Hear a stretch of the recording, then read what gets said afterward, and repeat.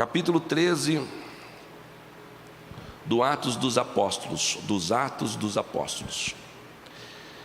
Na igreja que estava em Antioquia havia alguns profetas e doutores, a saber, Barnabé e Simeão, chamado Níger, e Lúcio, Cirineu e Manaém, que fora criado com Herodes, o tetrarca, e Saulo.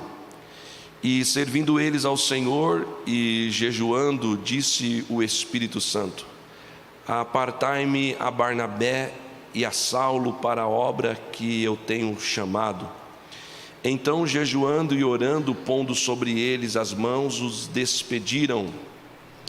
E assim estes, enviados pelo Espírito Santo, desceram a Seleucia e dali navegaram para Chipre, e chegados a Salamina, anunciavam a palavra de Deus nas sinagogas dos judeus. E tinham também a João como cooperador. E havendo atravessado a ilha até Pafos, acharam um certo judeu mágico, falso profeta, chamado Bar-Jesus, o qual estava com o procônsul Sérgio Paulo, varão prudente.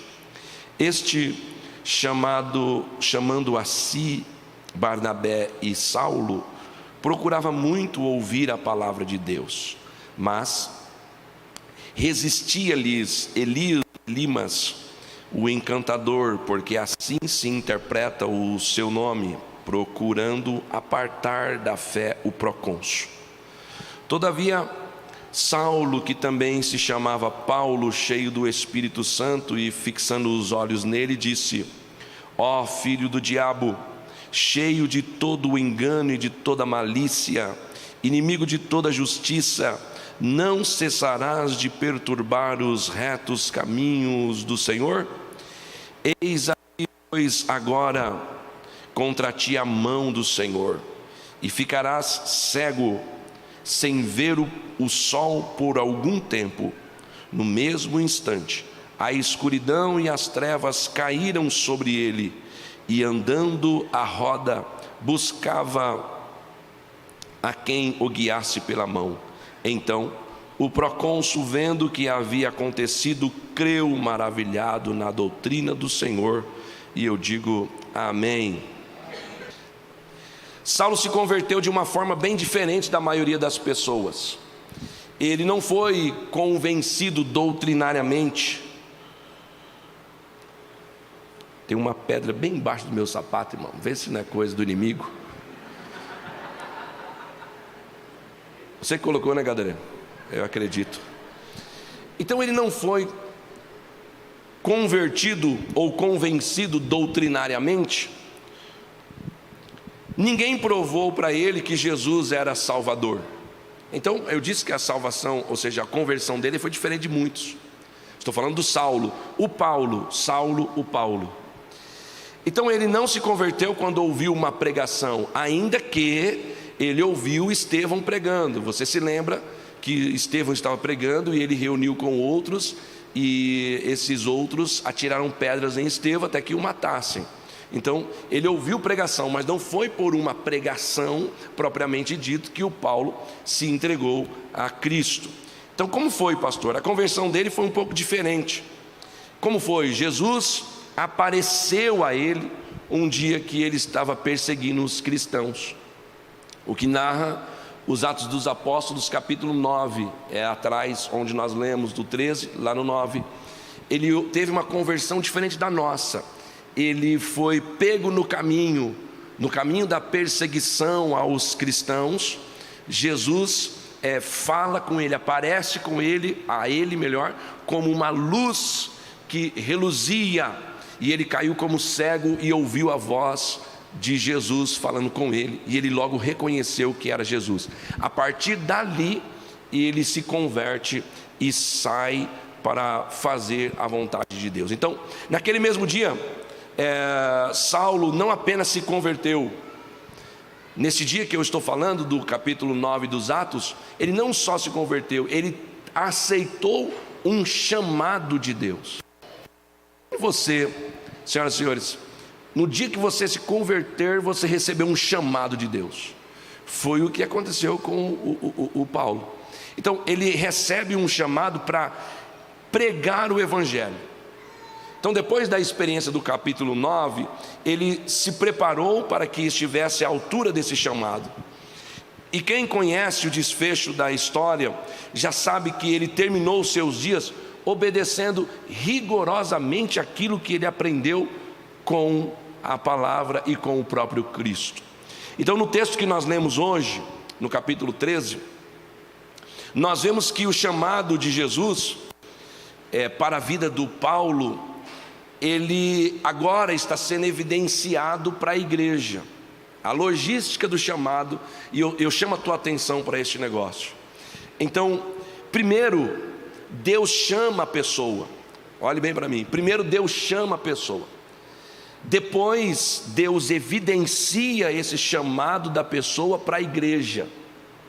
Eu estou falando a logística do chamado, baseado na vida do Paulo. Deus chama, Deus evidencia, Deus mostra para a igreja. E a terceira, a igreja reconhece o chamado deste tal e depois o envia. Quem entendeu, diga amém. Então, tem que passar por esse processo. Eu falando disso, eu lembro do meu chamado. Quando Deus me chamou, ainda menino, com 14 anos, Deus me chamou. Então, o meu pai era o meu pastor. Só que o meu pai, sendo meu pastor, não poderia ele me evidenciar. Meu pai sempre tratou isso com muita destreza. E ele sempre foi muito ético nessa questão. Então, ele sabia que o Senhor havia chamado mais um dos seus filhos, porque eu tive outro irmão, Marcos Ribeiro, para quem não sabe, que também era pastor, mas Jesus achou de o levar quando ele fez 45 anos. Então, o Marcos era pastor e o Senhor me chamou para o ministério. Nenhum dos filhos o meu pai empurrou para o ministério, porque pessoas que são empurradas, logo não são aceitas. Então, o Espírito Santo, aquele que o chamou, ele que se encarrega de chamar, ele que se encarrega de evidenciar, e ele que se encarrega de fazer a igreja aceitar. Quem entendeu assim, diga amém. Então, esse processo eu vivi. Então, eu fui chamado, eu fui evidenciado à igreja, e depois a igreja aceitou, e a igreja me enviou. E eu cheguei aqui em Botucatu. Estamos aqui na Somos Um. Quem pode dar uma glória a Deus por isso? Obrigado. Glória a Deus pela tua vida também, porque você chegou até aqui também. Então, Saulo está servindo na igreja entre pessoas valorosas. É o que diz o versículo 1 do capítulo 13. Então Deus resolveu confirmar o chamado apostólico do Saulo, e evidenciar ele à igreja para que ele fosse alguém relevante naquela sociedade. Então Saulo, nesse momento do capítulo 13, ele está oficialmente homologado como um missionário. Feito isso, ele junto com Barnabé e João Marcos são enviados, compram passagens e são enviados pelo Espírito Santo, você leu comigo, e foram até Seleucia, e aí eles saem dali, embarcam num navio e vão até Chipre, e chegam em Salamina, capítulo 13, versículo 5, e começam a anunciar o Evangelho. Isso que eu estou falando com vocês é um pano de fundo para vocês entenderem esta palavra. Este lugar onde eles estão é uma ilha. Salamina, então, é uma ilha que fica na costa do mar Mediterrâneo. E Saulo e seus companheiros decidem então atravessar, e eles chegaram no outro lado, onde a cidade se chamava Pafos. Cidade antigamente proeminente por ser o centro da adoração de Vênus. Então havia ali uma devoção a Afrodite. Então havia ali uma devoção a um Deus estranho. Então, mas isso Foi lá no passado que esse fato que eu estou narrando aconteceu. Contudo, essa cidade na época mantinha a residência de um procônsul. O imperador Augusto, na época, ele dividiu as províncias romanas em regiões sanatoriais e imperiais. Então, para ficar trocando em miúdos, as sanatoriais elas eram governadas por procônsulos, e as outras, as imperiais, elas eram governadas por imperadores, ou seja, embaixador, enviados pelo imperador. Então, esses missionários, eles chegam ali. O procônsul aqui, por exemplo, seria o prefeito da cidade. Quem está comigo? Então, digamos que eles chegaram em Botucatu, para resumir, e eles vão encontrar o prefeito. O prefeito sabe que eles estão aqui, são missionários, homens de Deus que pregam a palavra. Então eles falam assim: olha, chama eles, porque eu quero conversar um pouco com eles. Então o texto diz que o procônsul, ou nos dias de hoje o prefeito, ficou interessado em saber um pouco mais sobre a fé em Cristo. Aí ele pede para chamar o Saulo, o Barnabé e o João Marcos. Junto com ele, junto com o prefeito, tinha um cara que era conhecido como um mágico. E permita-me, abre parênteses, o mágico da época, ele era tido como um cientista, ele era um doutor. Não era como hoje, alguns são tidos como mágico da magia, não é? Outros como um enganador mesmo, porque na verdade ele não faz mágica coisa nenhuma, ele só faz uma ilusão de ótica. Então ele está te enganando. Você está achando que ele está fazendo, ele pega aqui, daqui a pouco ele pega na tua orelha e tira uma carta de baralho. Você fala: misericórdia, onde saiu esse negócio? Então isso aí está te enganando, porque essa carta do baralho não saiu da tua orelha nunca. Então, mas aqui nesta época ele era tido como um doutor. O nome dele era bem estranho. O nome dele era Bar Jesus, que significava literalmente filho de Jesus. Assim como outros nomes na Bíblia começam com Bar, para quem não sabe, os nomes na Bíblia que começam com Bar é filho de. Então o Bar Jesus, filho de Jesus. Fala um outro nome que vocês conhecem com Bar. Que é Barnabé. Quem mais? Bartimeu. Quem mais? Bartolomeu. E por aí vai. Todos os nomes que vocês conhecem com Bar, Barrabás, todos esses nomes é filho de. Então Bar Jesus literalmente significava filho de Jesus, o Senhor que salva, o filho da salvação. Só que o mágico Bar Jesus, quem está comigo até agora? Amém. O mágico Bar Jesus, ele tem o nome de que é filho de Jesus, mas o texto mostra que ele está longe de viver o que o seu próprio nome diz. Enquanto Saulo está compartilhando o evangelho com o procônsul, o texto diz que ele está querendo tirar a atenção do procônsul para não ouvir o que os homens de Deus estão pregando. Vamos lá para o texto, capítulo 13, e o versículo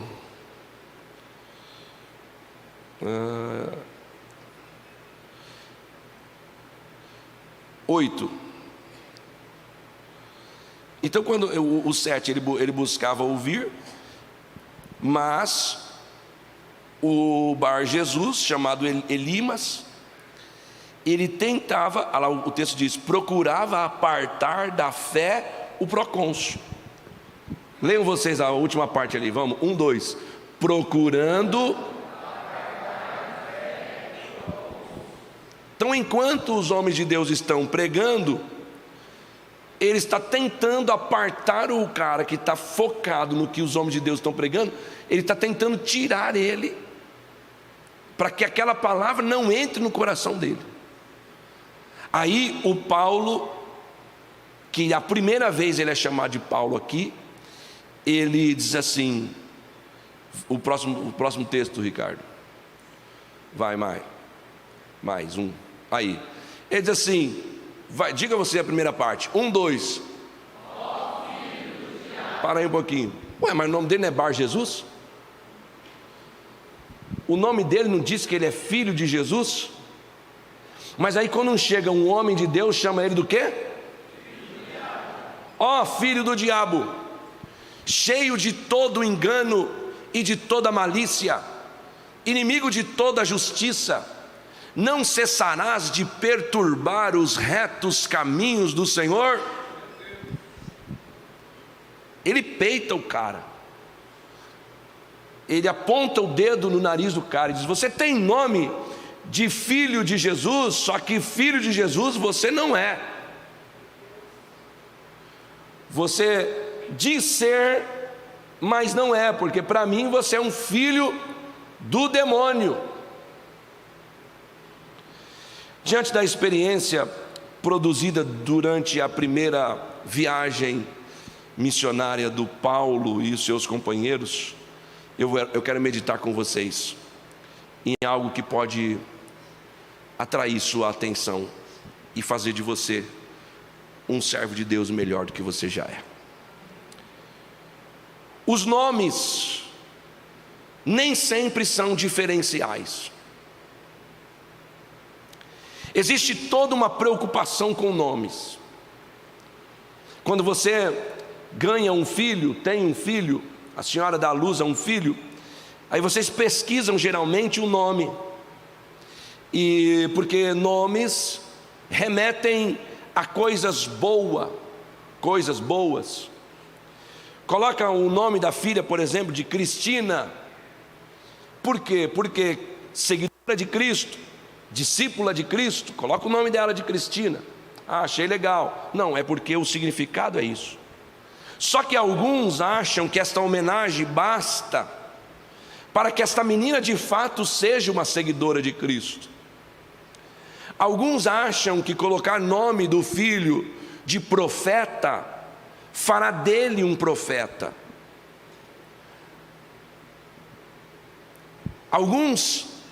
Quantos traficantes, quantos matadores têm o nome de Isaías?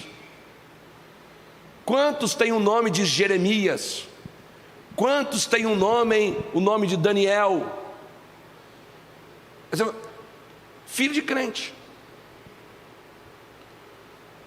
Quantas mulheres também fazendo tantas coisas, tantas atrocidades, tem o nome de Cristina, tem o nome de Débora, tem o nome de Sara, e por aí vai. Quem está comigo? Na verdade, nomes não significa nada no sentido de moldar caráter de filho. Não é o nome que você escolhe ou está escolhendo que vai delinear o caráter do teu filho. Mas a vida que você escolhe viver, essa sim pode esculpir o caráter dos seus filhos. A vida que você decide mostrar para eles que você vive, pode definir o caráter do seu filho. Então, se você escolher um nome perfeito, mas na tua casa você xinga, você empurra ela, você dá um rodo nela, você bate a porta do armário na cara dela, o teu filho assiste tudo isso, mas o nome dele é Bar Jesus. Só que a vida que o pai está querendo que ele tenha é uma vida parecida com a sua, ainda que você não queira. Todavia, o jeito que você está fazendo está mostrando para ele qual é o caminho.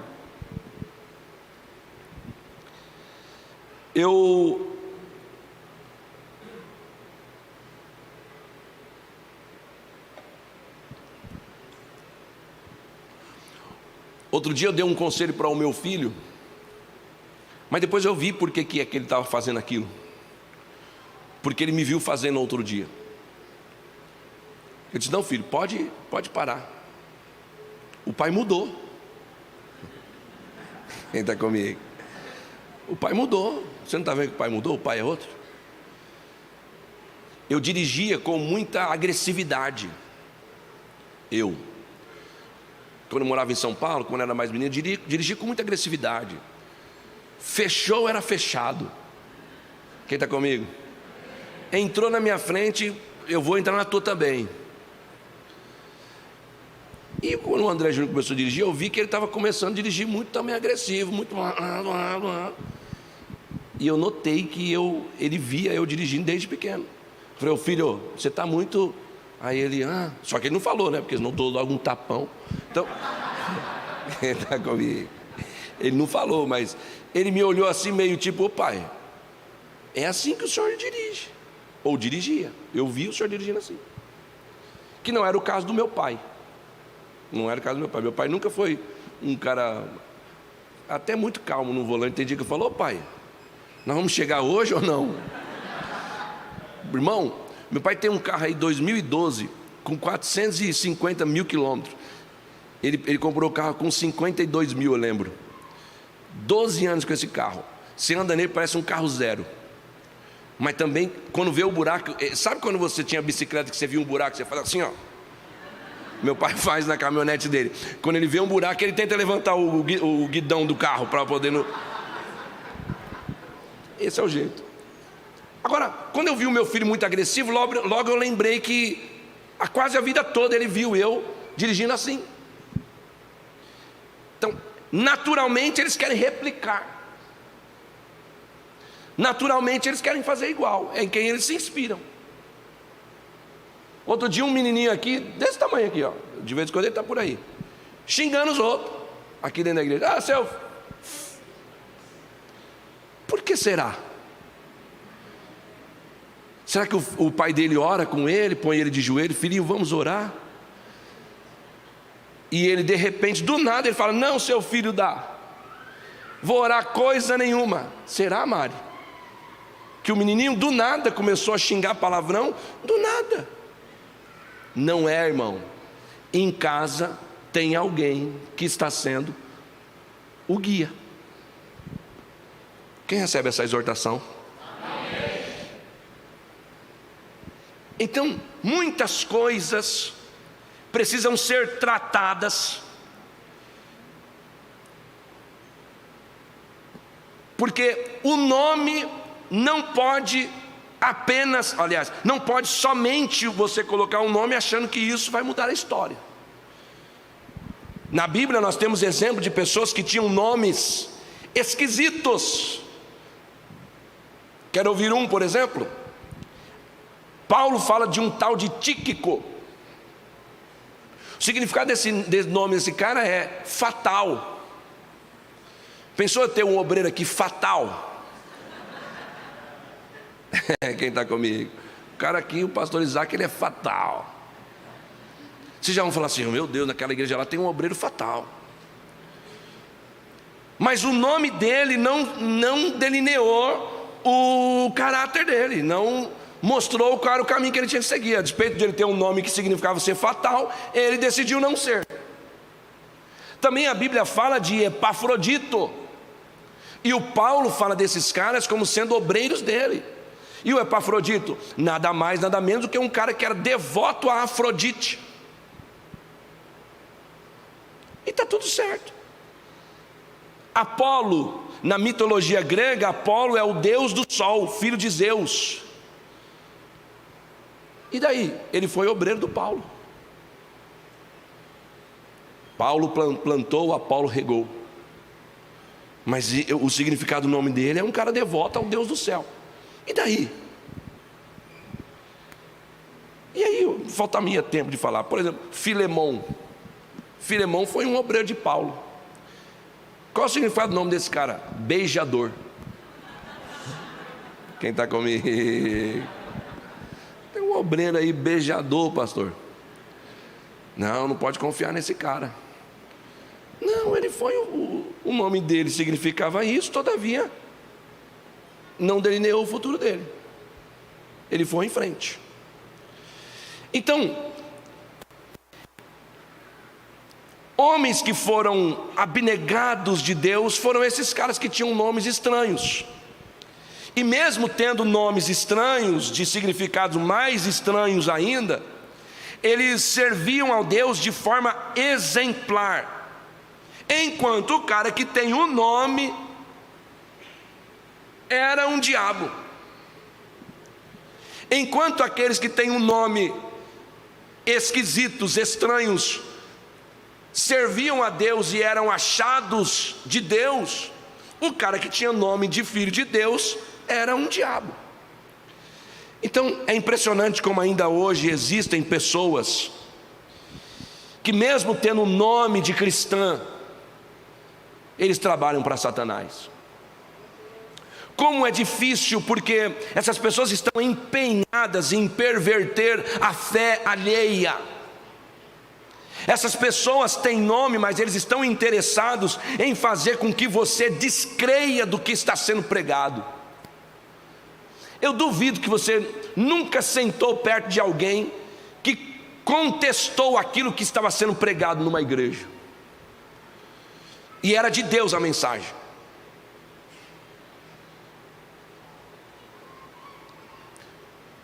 Como é terrível você saber que tem pessoas que professam a fé em Cristo, ou dizem professar, mas eles estão aqui ouvindo eu pregar, por exemplo. Acho que nesse culto não tem, mas eles estão aqui sentados ouvindo eu pregar, e a esposa dele, por exemplo, está recebendo. Eu tive uma experiência dessa. Uma irmã estava passando por um problema lá com o marido dela, etc. Aí um dia eu estava pregando, tal, e ela disse que, depois ela me contou, ela cutucou ele e falou assim: ó, tá vendo Deus falando? Aí sabe o que ele disse para ela? Isso aí é discurso ensaiado.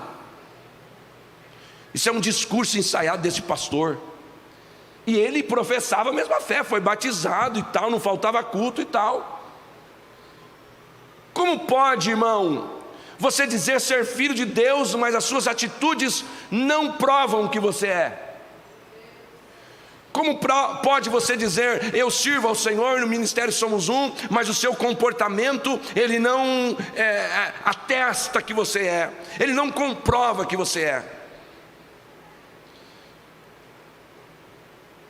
São crentes, batizados, estão na igreja, têm nome certo, mas gostam de desencaminhar aqueles que estão interessados em Cristo. Pastor, fala mais ou menos aí um dos mecanismos deles. Posso falar ou não? Fofoqueiros, maledicentes.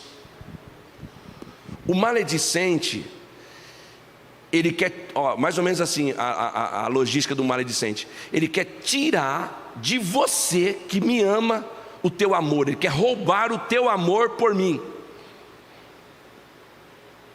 O maledicente não é nem de Jesus, porque o maledicente geralmente não fala mal de Jesus, ele fala mal de Jesus indiretamente, porque quando você fala a um desses pequeninos, diz o texto, a mim você faz, disse Jesus. Então o maledicente é assim, você chega lá, ô Gustavo, diz assim, eu estou cooperando lá na Somos Um, na igreja do André. Você fala assim, o pastor André,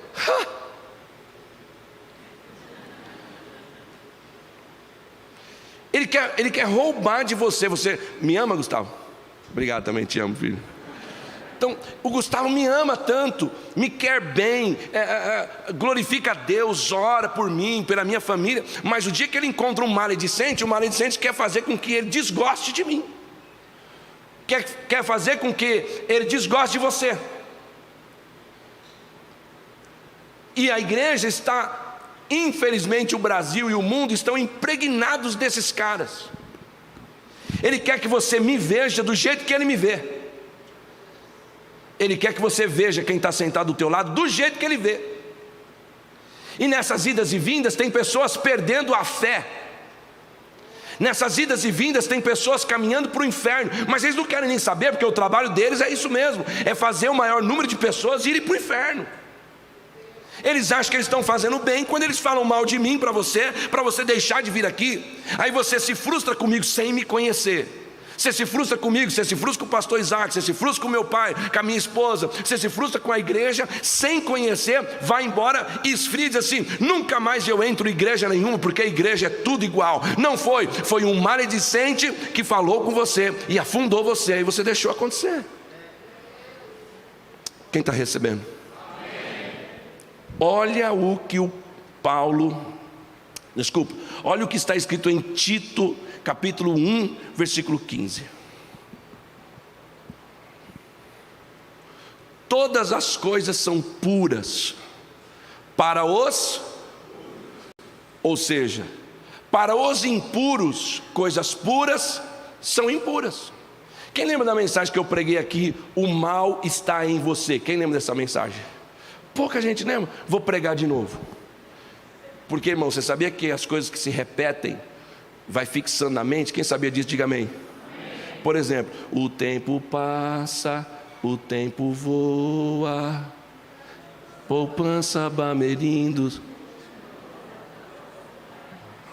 Só os velhos sabem.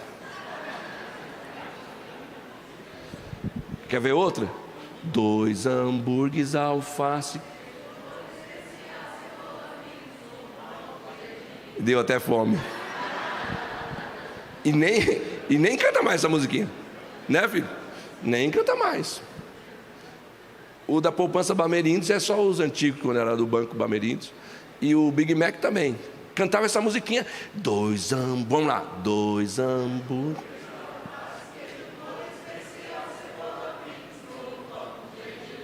É Big Mac.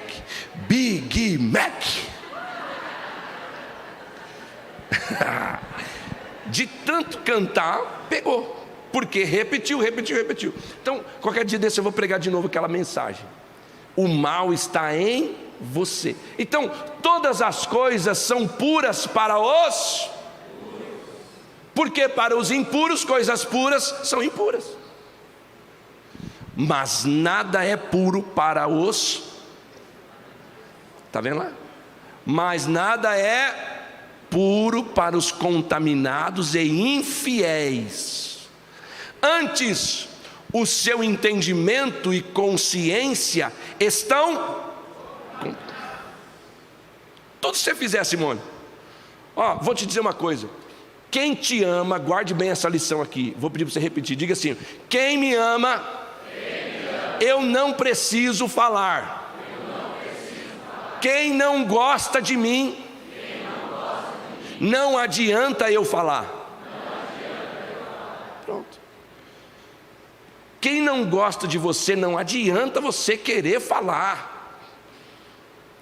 Você não adianta querer dizer que você é boazinha, Janete. Para quem não gosta de você, você nunca será. Não adianta querer mostrar para o impuro que você é puro, ou que na tua mente tem pureza, porque o cara está contaminado. Porque ela está contaminada. Então, qualquer coisa que você falar, piora. São pessoas que estão com a mente fechada, cauterizada. Pode chegar a falar o que você quiser, que ela fala, não. Eu tenho uma prima que, tudo que a gente fala para ela fala que não. Mesmo sendo certo, mesmo sendo sim, ela fala assim, não, sim. A pessoa, quando já está preparada para te dizer não, e tudo que você fala não serve, não adianta. Olhe para quem está do teu lado e diga assim: você está perdendo tempo. Quem sabe você está falando para a pessoa certa.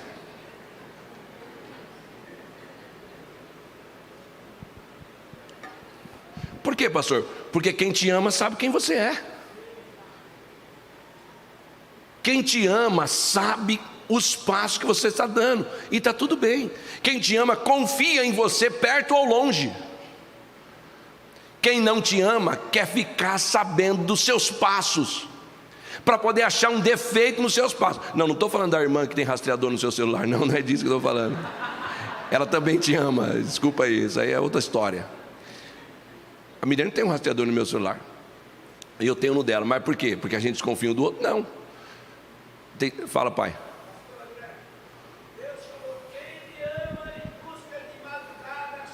Me achará, é isso aí. Agora, eu tenho um rastreador no meu, ela tem no dela. Para quê? Eu fico seguindo ela, irmão. E é tão gostoso que eu vejo que ela está, a velocidade que ela está andando. Eu vejo se ela está chegando perto de casa e eu já vou me preparando.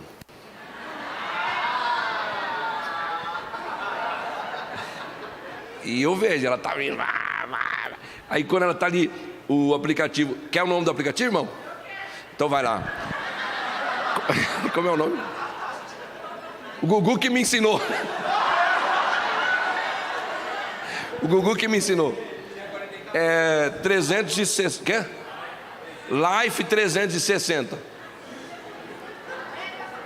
Life 300. Ó, isso aí, irmão, os irmãos se interessam mais do que a Bíblia. Fala, filhinho. Hein? Sua mãe tem para olhar você. Tá certinho, tá tudo bem. Eu também tenho pro Gustavo.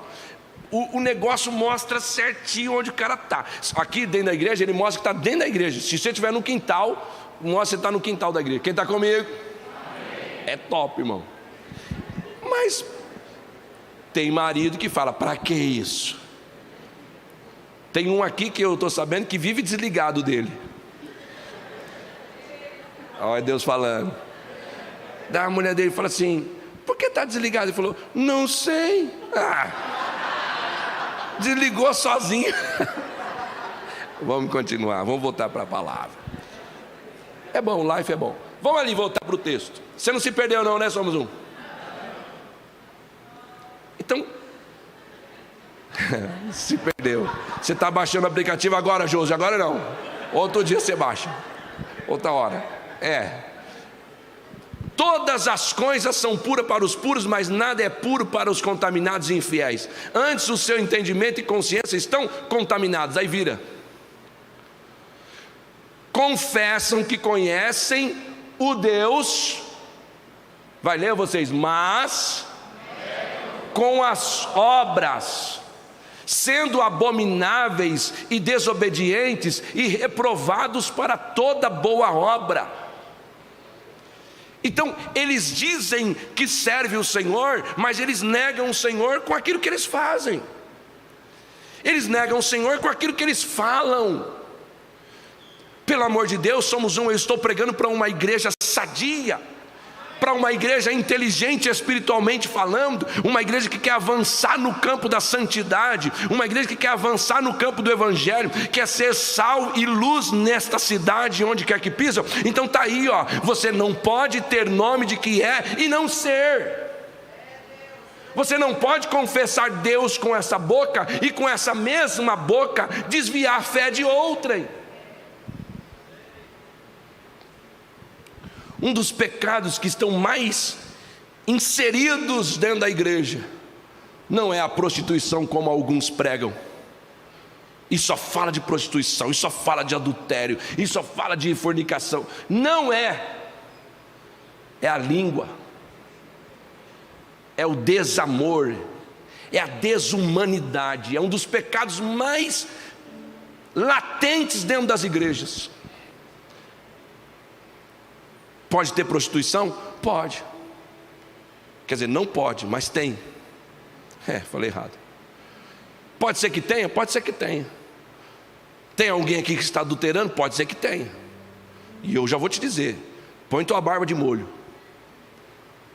Eu estou falando com a ordem do Senhor. Você vai adulterar até o dia que Deus te dê corda. Que já já o Senhor te pega pela barba, se é que você tem. Os barbus já estão até passando a mão. Vai, e as barbudas também. Vai brincando com o Deus que você serve. Abandona essa prática. Aleluia. Abandone enquanto você tem tempo. Abandone essa prática. Honre a tua esposa, honre o teu esposo. Ame aquele que Deus te deu. Esse negócio de adultério, esse negócio de fornicação só vai te levar para as impurezas, para as podridões. Cada dia você vai estar mais sujo, cada dia você vai estar mais embaraçado. Faz o que o teu pastor está te falando. Experimenta viver com a sua mente em paz. Experimenta poder deixar o teu celular o dia inteiro na mão dela, da tua esposa. Experimenta, cara. Que paz. Experimenta dormir. Deve ter algum marido aqui que dorme e se acordar e vê a esposa com o celular na mão dele, ele dá um treco.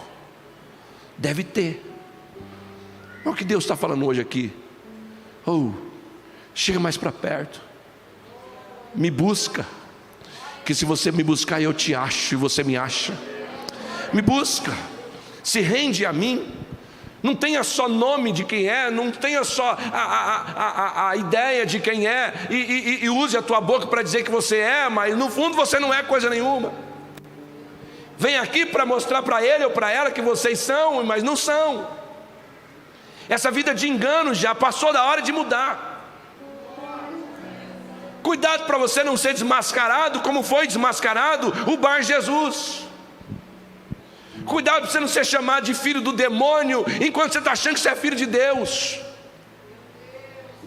Aleluia. Cuidado para você não ser surpreendido achando que está tudo bem. Hoje Deus está chamando você mais para perto. Aleluia. E por favor, irmão, decida enquanto Ele está chamando você pelo amor. Por favor, irmã, decida mudar enquanto Ele ainda está chamando você por amor, te atraindo por amor. Desse jeito que eu estou pregando. Porque tem um outro jeito que também é amor, só que vai doer mais.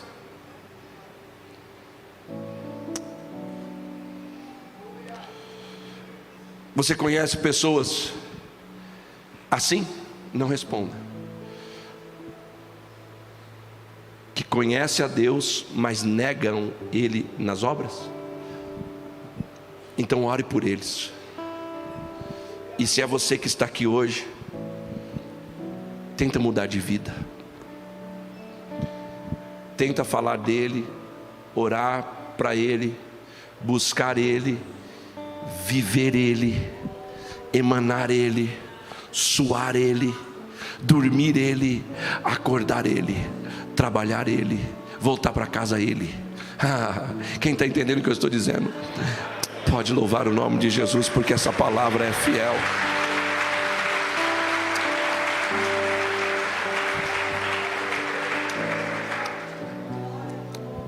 Por favor, aperte a mão de alguém bem forte e diga: você é filho de Deus. Mas fala mesmo, fala profeticamente. Fala: você é filho de Deus. Aleluia. Agora fala mais outra coisa. Faça jus a este nome. Fala. Faça jus a este nome. Faça, meu filho. Se você está do lado do filho, se você está do lado da esposa, se você está do lado de alguém, fala: faça jus a este nome. Você não vai ser chamado de filho do diabo. Você não vai ser conhecido por ser filho do diabo. Você vai ser conhecido por ser filho de Deus. Ainda que o diabo quer levar esta fama, mas ele não vai, porque toda honra e toda glória ao nome daquele que te chamou e te alistou para uma obra nesta terra.